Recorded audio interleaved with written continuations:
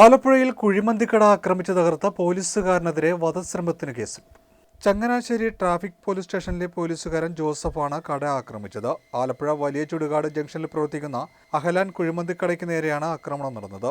മകന് ഭക്ഷ്യവിഷബാധ ഉണ്ടായെന്ന് ആരോപിച്ചാണ് പോലീസുകാരനായ ജോസഫ് കട അടിച്ചു തകർത്തത്.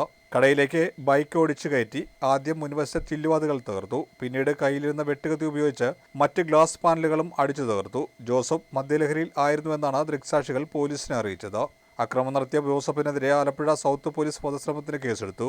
പോലീസുകാരൻ നടത്തിയ അക്രമത്തെ ഗൗരവമായി കാണണമെന്ന് Kerala hotel and restaurant association ആവശ്യപ്പെട്ടു. വിഷയം പറഞ്ഞില്ല, അങ്ങനെ എന്തായിരുന്നു ആ വിഷയം?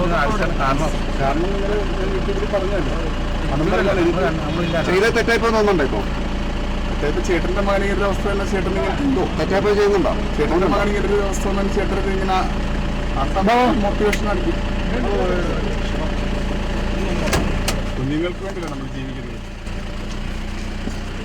ഇന്നലത്തെ മദ്യലഹരി അത് ചെയ്തു പോയതാണോ? മദ്യലഹരിയല്ല, കുഞ്ഞുങ്ങൾക്ക് എന്താണ് പറ്റുന്നത്? കുഞ്ഞുങ്ങൾ മരിച്ചു പോയി കഴിഞ്ഞാൽ നിങ്ങൾ എന്താണ് കാണിച്ചിട്ടുള്ളത്? ആ ഒരു എനിക്കാണ് ആ ഫീലിംഗാണ് അന്നേരം ഉണ്ടായത്.